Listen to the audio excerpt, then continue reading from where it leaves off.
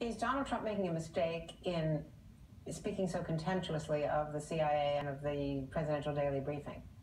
Absolutely. And if he was as smart as he claims to be, he'd understand how little he really knows about the working of the intelligence community and how much he will come to depend on them. We will have, and it may be in the early days of the administration, but it will certainly be within the first 4 years, a major national security crisis.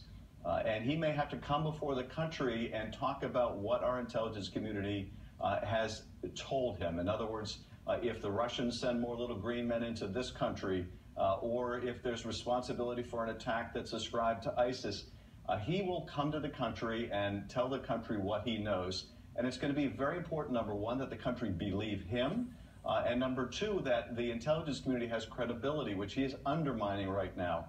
The Russians can later say, well, this is the same president who said that the intelligence community couldn't be believed on Russian hacking, couldn't be believed on Iraq, couldn't be believed on anything.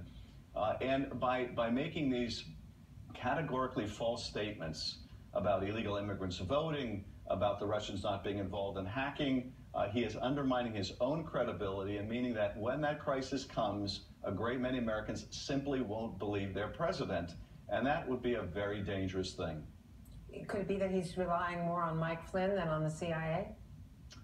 Well, I think, honestly, what this is, I don't think it's reliance at this point on Mike Flynn. I think this is a president with a thin enough skin that anything that is not completely for him is completely against him. He cannot abide the idea that he lost the popular vote, so he has to pawn it off on millions of fictitious illegal immigrants voting. He can't abide the idea that the Russians may have helped his campaign, so he has to castigate the CIA and say they don't get anything right. And unfortunately, I think we're going to see a lot more of this, and these are not qualities you want in a commander-in-chief. I've been hoping, I think as much of the country has been hoping, that this is a man who would grow into the job, but the signs are not encouraging. He is not growing into the job, and